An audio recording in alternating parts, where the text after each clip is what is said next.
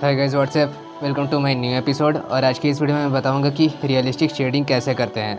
Realistic shading करने के लिए किन किन बातों का ध्यान रखना ज़रूरी है, किन किन पेंसिल का इस्तेमाल हमें करना चाहिए और किस तरह से करना चाहिए, ये सब कुछ मैं इस वीडियो में बताऊँगा। तो आज की इस वीडियो में प्लीज़ बने रहना। और ख़ास करके ये वीडियो आज बिगिनर्स लोगों के लिए, जो लोग फ़िलहाल के लिए इस फील्ड में नए हैं और रियलिस्टिक शेडिंग सीख रहे हैं। तो रियलिस्टिक शेडिंग कैसे किया जाता है उसका प्रोसेस के बारे में अच्छे से मैं एक्सप्लेन करने की कोशिश करूंगा। तो इस वीडियो के अंत तक ज़रूर बने रहना। और हाँ, कोई भी पोर्शन को स्किप मत करना, नहीं तो हो सकता है कि आप बहुत ही इंपॉर्टेंट पॉइंट मिस कर दोगे। तो चलिए ज़्यादा वक्त ना लेते हुए शुरू करते हैं। तो ये प्रोसेस समझाने के लिए मैं बहुत ज़्यादा कोई कॉम्प्लिकेटेड मैं रेफरेंस नहीं ले रहा हूँ। मैं सिंपल सा बस एक स्फीयर बॉल ड्रॉ करके उसमें सेट करके मैं आपको समझाने की कोशिश करूँगा। जितना सिंपल वे में हो सके मैं उतना सिंपल वे में आपको समझाने की कोशिश करूँगा।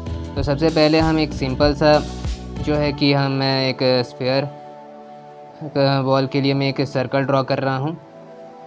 और इसी सर्कल के अंदर मैं आपको शेड करके बताऊंगा कि लेयर्स बाय लेयर्स किस तरह से हम रियलिस्टिक ड्राइंग में हम शेड कर सकते हैं और उसे एक 3D सा फील दे सकते हैं। क्योंकि हमेशा ही रियलिस्टिक ड्राइंग का एक ही पर्पस होता है कि वो जो भी आप चीज़ बना रहे हो वो एकदम से असली जैसा, यानी कि एकदम रियलिस्टिक दिखे। यही एक सिंपल सा पर्पस होता है रियलिस्टिक ड्राइंग का। और उसमें सब कुछ आपको एकदम से हूबहू दिखाना होता है, यानी कि ज़रा सा भी कुछ भी नकली सा फील नहीं आना चाहिए। एकदम डिट्टो है, डिट्टो एकदम फ़ोटो रियलिस्टिक सा लगना चाहिए, फ़ोटो रियलिस्टिक फील आए, वही एक पर्पस होता है रियलिस्टिक ड्राइंग का। तो ये सिंपल सा मैंने एक सर्कल ड्रॉ कर लिया है। और शेड भी हम उसी पेंसिल से करेंगे जो पिछले बार हमने टी कप को शेड किया था, जिस पेंसिल से, डोम्स के पेंसिल से। तो मैं शुरुआत में भी सबसे पहले जो है कि मैं HB पेंसिल ले रहा हूँ बेस लेयर ऐड करने के लिए। और आप लोग भी एक इम्पॉर्टेंट सा बात ध्यान में रखना कि जब भी कभी आप रियलिस्टिक ड्राइंग बना रहे हो तो शुरुआत में जो है कि हो सके तो एकदम लाइटली प्रेशर के साथ और लाइट वैल्यूज़ वाले पेंसिल के साथ ही स्टार्ट करो। तो अभी फ़िलहाल के लिए मैं बेस लेयर ऐड कर रहा हूँ HB पेंसिल से। ये बेस लेयर एकदम हल्के प्रेशर के साथ हमें अप्लाई करना है, ताकि जब बाद में हम इसे स्मच करें तो वैल्यूज़ बढ़ ना जाए। क्योंकि जब भी आप कभी देखना, आप किसी भी पेंसिल से कुछ शेड करोगे और उसके बाद उसको स्मच करोगे तो बाद में वो वैल्यूज़ बढ़ जाएंगे। वो हमेशा हर पेंसिल के साथ होता है। तो पहले शुरुआत में हमें प्रेशर एकदम से हल्का देना है, एकदम लाइटली प्रेशर के साथ हमें बेस लेयर को ऐड करना है। तो जैसा आप देख सकते हैं मैं बेस लेयर ऐड कर रहा हूँ एकदम सिंपल से, एकदम लाइटली प्रेशर के साथ। और मैं थोड़ा सा साइड में जो है कि मैं हाईलाइट के लिए जगह छोड़ रहा हूँ, ताकि बाद में जो है कि उसे एक हाईलाइट क्रिएट करके मैं उसमें दिखा सकूँ कि ये स्फीयर बॉल जैसा ही एक ऑब्जेक्ट है। एक पॉइंट और ये बात ध्यान में रखना हमेशा कि जब भी कभी आप कुछ भी मतलब शेड कर रहे हो तो पेंसिल को हमेशा, मतलब पेंसिल के नोक को हमेशा अपने कलाई से दूर रखना, जिस तरह से मैंने पकड़ा है, यानी कि ये नोक से हाथ काफ़ी दूर रखा, वैसे आप भी रखना। इससे होगा ये कि मतलब जितना हो सके आपको एक दायरा में पेंसिल को फैलाने के लिए बहुत ज़्यादा जगह मिलेगा। आप बहुत पास से पकड़ोगे तो उतना ज़्यादा पेंसिल को फैला कर आप चला नहीं पाओगे।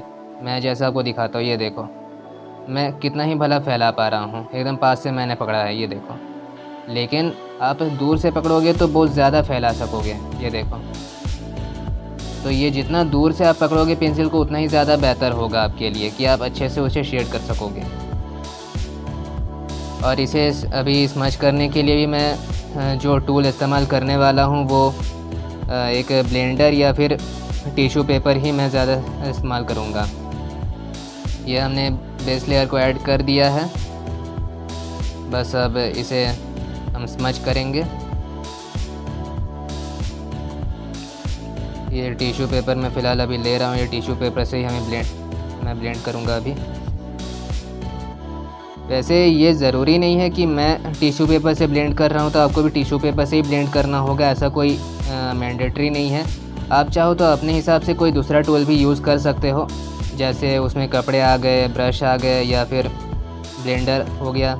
इस तरह से आप भी अपनी मर्ज़ी से कोई भी एक टूल इस्तेमाल कर सकते हो, जिस टूल के साथ आपको कंफर्टेबल फील होता हो। मैं ज़्यादा से ज़्यादा कंफर्टेबल ये टिश्यू पेपर या फिर कॉटन बड के साथ कंफर्टेबल फील करता हूँ, तो मैं उसी के साथ ज़्यादा बनाता हूँ। तो ये ब्लेंड हमने कर लिया और साइड में थोड़ा सा हाईलाइट के लिए मैंने वाइट सा एक पोर्शन छोड़ दिया है, हालांकि यहाँ पे बहुत सारे लोग जो हैं कि मतलब इरेज़र का भी हेल्प लेके करते हैं, बट मैं इरेज़र का हेल्प नहीं ले रहा हूँ। आप चाहो तो इरेज़र का हेल्प ले सकते हो कि हाईलाइट क्रिएट बाद में किया जाए, पूरा का पूरा सरफेस को, पूरे ऑब्जेक्ट को शेड करने के बाद में जो है कि इरेज़र से मिटाकर उसे हाईलाइट क्रिएट किया जाता है, तो वो टेक्निक आप यूज़ कर सकते हो। ये HB पेंसिल से हमने पहले इसको शेड किया, हमने ब्लेंड किया। अब जो है कि अब इसके ऊपर सेकंड लेयर चढ़ाने के लिए मैं 2B का पेंसिल ले रहा हूँ। तो 2B का जो पेंसिल है मैं इसे शेड कर रहा हूँ अभी। और हाँ, एक और बात ध्यान में रखना कि पहला लेयर जो हमने चढ़ाया वो पहला लेयर का टच दिखना चाहिए, वो छिप नहीं जाना चाहिए पूरी तरह से, ठीक है। तो पूरी तरह से वो पहला वाला जो लेयर है वो हम पूरा नहीं ढकेंगे, थोड़ा सा उसका टच हम रखेंगे। जैसा आप साइड में देख रहे हैं मैं पूरा शेड नहीं कर रहा हूँ, वैसा आपको भी करना है, ताकि dark tone, light tone, mid tone, तीनों का टोन अच्छे से मेंटेन किया जा सके, तीनों का अच्छे से हम बैलेंस कर सकें, ये भी ज़रूरी है। और एक और बात ध्यान से समझना कि कभी भी कोई माइन्यूट डिटेलिंग अगर रियलिस्टिक ड्राइंग में आप ऐड करना चाहते हो, बहुत ही छोटा सा डिटेल है फिर भी आप ऐड करना चाहते हो, तो कई बार ऐसा होता है कि कुछ लोग जो है कि मैकेनिकल पेंसिल अफोर्ड नहीं कर पाते या उसे यूज़ नहीं करना चाहते। तो उस जगह पे एक ऑप्शन ये हो सकता है कि आप अपने पेंसिल के नोक को एकदम शार्प रखो, ठीक है, एकदम नोक को शार्प रखो, तो उससे आप छोटे छोटे डिटेल को आप इजीली जो है कि आप ऐड कर सकोगे। ये भी एक इम्पॉर्टेंट सा पॉइंट है, लगा इम्पॉर्टेंट है तो बता दिया। आप चाहो तो उस तरह से भी आप डिटेल ऐड कर सकते हो। 2B से फ़िलहाल मैं अभी ये शेड कर रहा हूँ और थोड़ा सा इसमें हम शेड ऐड करेंगे। इसके बाद अगेन हमें फिर से दोबारा स्मच करना होगा। वैसे ब्लेंडिंग के लिए मैं एक चीज़ बता दूं कि अगर आप ब्लेंडिंग कर रहे हो तो ब्लेंडिंग के लिए ख़ास करके वो टूल से यूज़ करना जो पेपर को कम से कम नुकसान पहुंचाए, जैसे कॉटन बड हो गया या टिश्यू पेपर हो गया। ये सारे मटेरियल बहुत ही सॉफ्ट होते हैं, तो है कि वो पेपर को कम से कम नुकसान पहुंचाते हैं। अगर ब्लेंडर आप यूज़ करोगे, ब्लेंडर को बहुत ज़्यादा दबा कर चलाओगे, तो हो सकता है कि वो आपके पेपर को डैमेज कर दे। तो पेपर डैमेज ना हो तो उसके लिए ज़रूरी है कि आप सॉफ्ट मटेरियल से ही ब्लेंड करो। मैं हमेशा कॉटन बड या फिर यूँ कहा जाए कि टिश्यू पेपर के साथ ही मैं ब्लेंड करता हूँ, तो मुझे तो उसी में ठीक लगता है। बाकी आप देखो कि आपको किस तरह से ब्लेंड करना है, दिस इज़ योर चॉइस। तो हमने ये ब्लेंड कर लिया। अब अगेन हमें इसे ब्लेंड करने मतलब सेट कर दिया, ब्लेंड करने जा रहे हैं। जैसा आप देख पा रहे हैं, आप लेयर्स बाय लेयर जैसे हम चढ़ाते जा रहे हैं, थोड़ा थोड़ा करके 3D वाला फील आ रहा है। मैं आपको एक सिंपल सी चीज़ समझाता हूँ। जैसे आप कोई भी ऑब्जेक्ट को अगर आप शेड कर रहे हो, वो चाहे रियलिस्टिक में हो या फिर आर्टिस्टिक वे में हो, जैसे भी आप शेड कर रहे हो, लेयर्स बाय लेयर जब भी आप किसी भी तरह से किसी भी चीज़ को आप शेड करोगे, पहला लेयर्स यानी पिछला लेयर्स का टच रहना चाहिए, वो पूरी तरह से छिप नहीं जाना चाहिए। मैं आपको एक सिंपल सा और अच्छे से मैं समझाता हूँ। जैसे समझो कि ये सर्कल है, इसे मुझे वैसे जैसे अभी मैं शेड कर रहा था उसी समझाता हूँ। मानो कि आपने पूरा का पूरा बेस लेयर ऐड कर दिया, ये पूरा का पूरा बेस लेयर ऐड हो गया, ओके।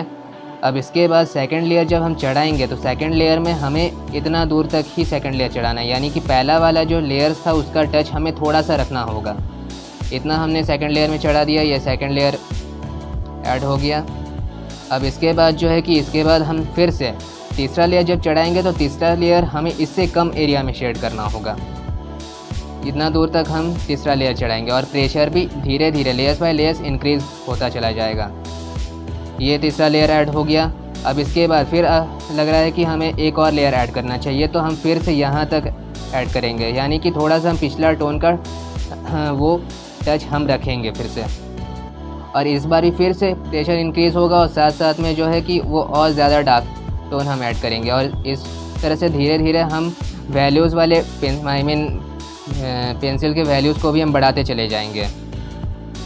यानी कि हमने इसमें HB का इस्तेमाल किया, इसमें हमने 2B या 3B का इस्तेमाल किया, इसके बाद हमने इसमें 6B का इस्तेमाल किया, फिर इसमें लास्ट में हमने 6B या फिर 8B का इस्तेमाल किया। तो कुछ इस तरह से जो है कि हमें ये शेड करना होता है। अभी जैसा मैंने पहला लेयर में HB का इस्तेमाल किया, सेकंड में मैंने 2B का इस्तेमाल किया, अब जो है कि थर्ड में मैं 4B का इस्तेमाल करूँगा।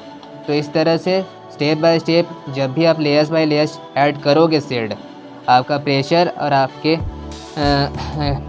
वैल्यू पेंसिल के ग्रेड दोनों ही बढ़ते चले जाएंगे और प्रेशर भी साथ साथ में बढ़ता चला जाएगा। 4B से मैं अभी शेड कर रहा हूँ दोबारा फिर से। इसमें मुझे और थोड़ा सा डार्कनेस चाहिए अभी, और हम अगेन फिर से वही सेम प्रोसेस ही हम दोहराएंगे जैसा हमने किया कि पहले हमने शेड किया, फिर उसके बाद हमने उसे ब्लेंड किया और पूरी तरह से मिला दिया। उसी तरह से इसमें भी हम फिर से वही करेंगे।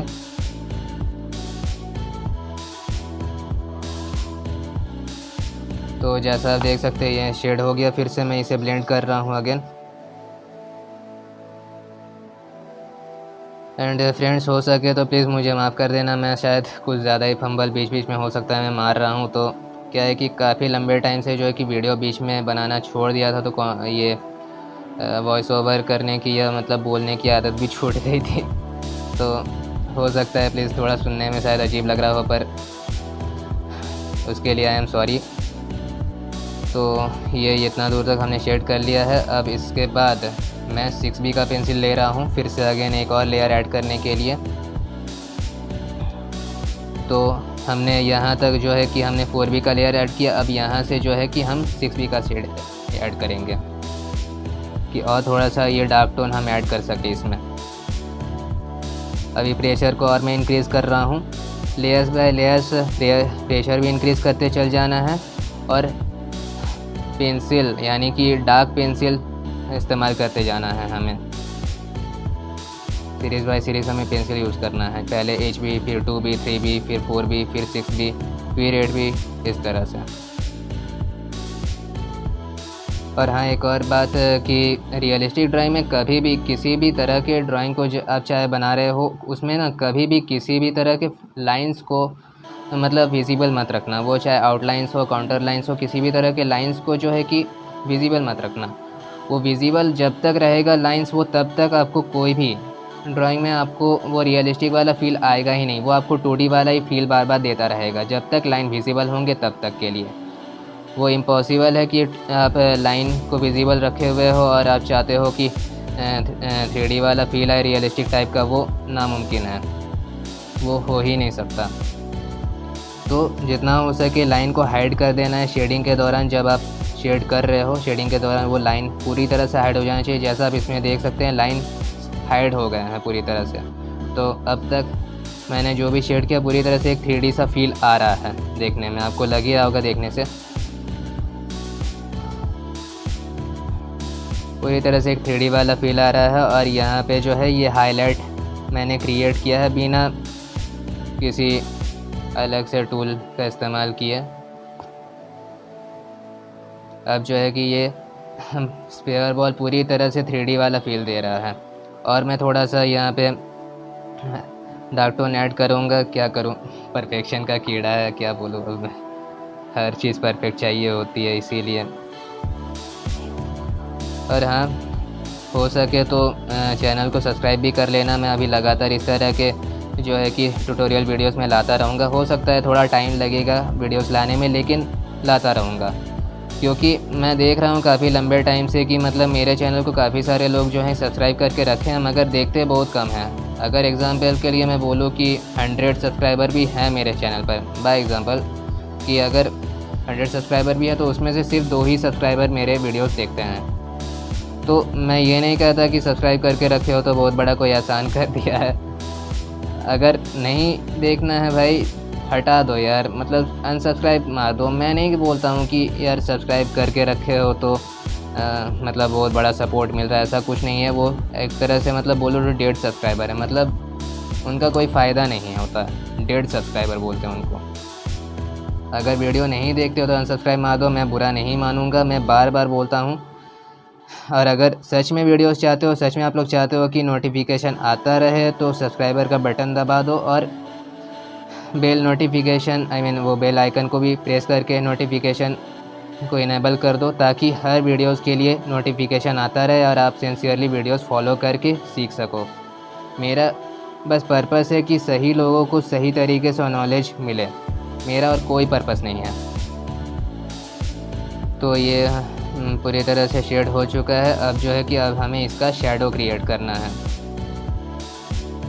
बस थोड़ा सा यहाँ पे इसको फिनिशिंग दे देता हूँ। अब जो है कि अब हमें इसका शैडो क्रिएट करना है, तो मैं शैडो क्रिएट करने के लिए 6B का पेंसिल ले रहा हूँ। और शैडो भी हमेशा इस तरह का बनाना कि वो लगे कि हाँ इसका ये शैडो है, ये ऑब्जेक्ट के साथ मिक्स नहीं होना चाहिए। काफ़ी बार मैं अपने स्टूडेंट्स लोगों को बताता हूँ, वो गलती क्या करते हैं कि वो शैडो को एकदम से बहुत फैला देते हैं या तो वो ऑब्जेक्ट के साथ पूरी तरह से मिक्स कर देते हैं। तो वो गलती नहीं करना है। थोड़ा सा वो शैडो जो है वो थोड़ा सा ऑब्जेक्ट से अलग दिखना चाहिए। जैसे आप देख सकते हो कि यहाँ पे ऑब्जेक्ट से थोड़ा सा अलग दिखाने की मैं कोशिश कर रहा हूँ और दिख भी रहा है। ये कंप्लीट हो गया है। मैं एक और बार आपको अच्छे से प्रोसेस में सिंपल और शॉर्ट से सेंटेंस में आपको एक्सप्लेन कर देता हूँ कि कैसे आपको लेयर्स बाय लेयर्स शेड करना है। रियलिस्टिक ड्राइंग के लिए मैं एक और चीज़ बोलूँगा कि एग्ज़ाम में या कंपटीशन में कभी इस टेक्निक को यूज़ मत करना। इन केस सिर्फ 2 ही केसेस में चाहो तो आप इसे अच्छे से इस्तेमाल कर सकते हो, और वो है कि अगर आप घर में कोई चीज़ बना के सजा के लगाना चाहते हो तो उस केस में, या फिर अगर आपको कोई ऐसे सिंपल सा कोई आपको मान लो कि अगर कोई कमीशन वर्क मिला है पोर्ट्रेट बनाने का या कुछ भी, तो उसके लिए आप इस्तेमाल कर सकते हो इस टेक्निक को। वरना मैंने एक बार एग्ज़ाम में ऐसा किया था। एग्ज़ाम नहीं, कंपटीशन ही कह सकते हैं। कंपटीशन में मैंने ऐसा किया था, तो मतलब मुझे सच कहूँ तो मेरे मार्क्स काट लिए गए थे यार। इसीलिए मैं आप लोगों को बता रहा हूँ, ऐसा कभी भी एग्ज़ाम या कंपटीशन में मत करना, वरना शायद आपके भी मार्क्स काट लिए जाएंगे। क्योंकि ये वाला जो टेक्निक है ये सारे स्ट्रोक्स, सारे मेहनत को उड़ा देता है। इसमें कोई मेहनत नहीं दिखती, मतलब वो एक्चुअल आर्टिस्ट वाली बात नहीं दिखती है। इसे उतना अप्रिसिएशन नहीं मिलता जितना आर्टिस्टिक वे को मिलता है। मैं हालांकि रियलिस्टिक ड्राइंग के ख़िलाफ़ नहीं हूँ, ना ही मैं इसका कोई ऐसे बोलता हूँ कि ये करना ही नहीं चाहिए, वो बात नहीं है। बात बस ये है कि ये तभी इस टेक्निक को यूज़ करो जब एट्रैक्शन दिखाना हो। आपके ड्राइंग में एट्रैक्शन आप ऐड करना चाहते हो, किसी को अट्रैक्ट करने के लिए आप दिखाना चाहते हो, तब इस टेक्निक को यूज़ करो। हालांकि आर्टिस्टिक काम का तो अपना ही अलग अलग अट्रैक्शन है। तो जैसा कि आप देख सकते हैं यहाँ पे मैंने करके दिखा दिया, ऐसे ही आपको भी शेड करना। लेयर्स मैं एक और बार एक्सप्लेन कर देता हूँ कि कैसे आपको लेयर्स बाय लेयर्स आपको शेड करना है।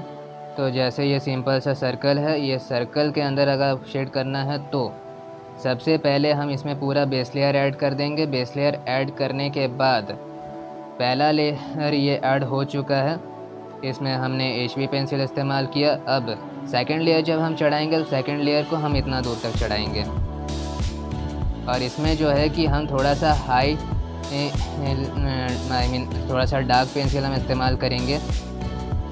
जैसे हमने इसमें 2B इस्तेमाल किया, और साथ साथ में हम थोड़ा सा प्रेशर को भी इंक्रीज़ करेंगे। ये हो गया हमारा सेकंड लेयर। इसके बाद फिर से जो है कि हम इसके बाद थोड़ा सा पिछला लेयर्स का थोड़ा सा टच रखते हुए हम इसे दोबारा फिर से शेड करेंगे, और इस बार फिर से हम अपना इंक्रीज़ कर देंगे थोड़ा सा प्रेशर साथ साथ में, और साथ इस बार हम इस्तेमाल करेंगे 3B या 4B, और ये थर्ड लेयर होगा।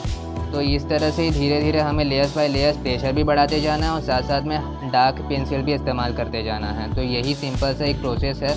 मुझे उम्मीद है कि आपको ये सारा प्रोसेस, ये जो कुछ भी मैंने एक्सप्लेन करने की कोशिश की है, आपको सब कुछ समझ में आया होगा। अगर फिर भी आपको अगर छोटा मोटा कोई भी कुछ भी डाउट है, आप कमेंट सेक्शन में जाकर मुझे पूछ सकते हो। मैं कोशिश करूँगा कि मैं आंसर कर सकूँ। और ऐसे ही वीडियोज़ के लिए चैनल को सब्सक्राइब करिएगा, और अगर नहीं देखना चाहते तो सब्सक्राइब कर दो, मैं बुरा नहीं मानूंगा।